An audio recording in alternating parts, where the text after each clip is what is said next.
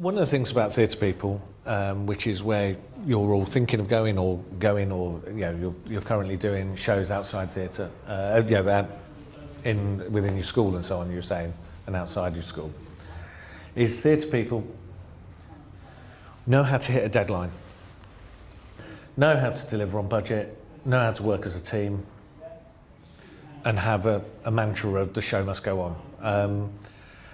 And those skills just cannot be taken for granted.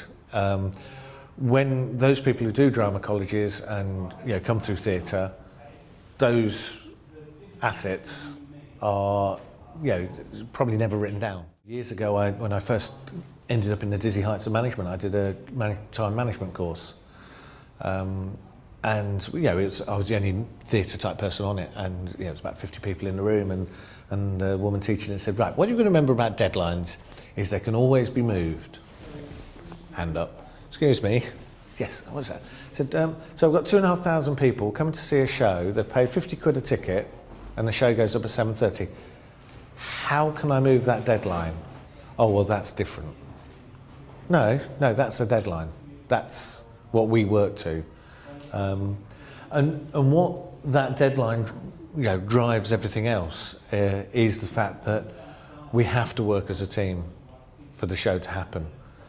Yes, you have egos like the producers and the creatives, but actually the stage doorkeeper, the actor, the follow spot operator, the lighting operator, the sound operator, the stage manager, the costume man, none of the show will not happen if someone, come on in, that's right, only just started, don't worry.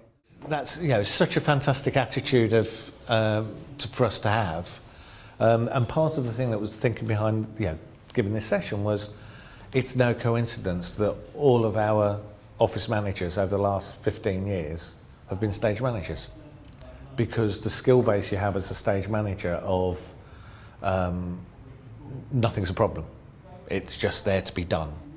Whether it's catering for visitors who are coming in, whether it's the fact that the toilet pipe has burst, or bookcases collapsed or something like that. The beauty of stage management theatre type people is, well, let's just put it back. Let's just fix it. Not, sorry, it's someone else's job. You could almost say in the vocabulary of a stage manager, that's not my job. It doesn't exist. They don't have that because their job is to do what needs doing for whatever to happen.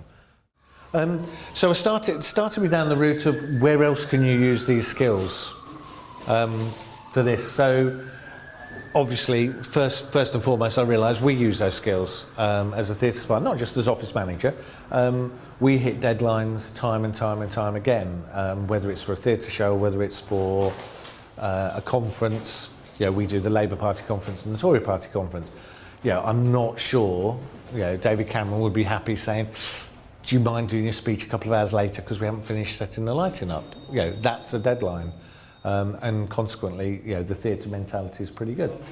The corporate events industry is obviously who we're working for then. Again, their deadlines, their events, their theatrical styled events.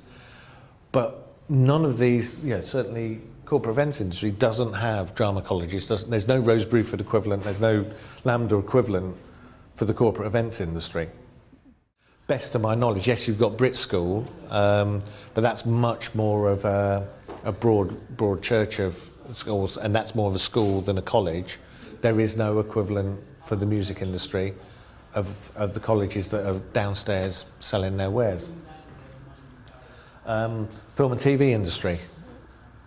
There's Ravensbourne College, but again, as far as I know, there's an increasing number of colleges that we're coming into contact with. We're part of the National Skills Academy, and there's an increasing number of secondary schools that have got, I think, doing performing arts BTECs and so on, that we're getting involved in, which have a much broader range. A couple of years working for a supply company is no bad thing. A chap who used to work for us, he was at Rose Bruford. He then came and worked to us straight after Rose Bruford for 3 years. He left us, went to the National. Whilst he was at the National, I introduced him, because we kept in touch, I introduced him to Willie Williams, who's U2's lighting designer. They're now good mates, and Alex has spent the last 3 years touring the world with U2, and is now a rock and roll lighting designer in his own right. Yet he trained to do theatre lighting design at Rose Bruford. The Royal Opera House is full of ex-White Light members of staff and ex-Drama College people. Technical director of Manchester International Festival, he's an ex-member of staff. Technical director of Westfield Shopping Centres. I should put a plural after that now because we've opened the second one this year. Again, he's an ex-drama school student.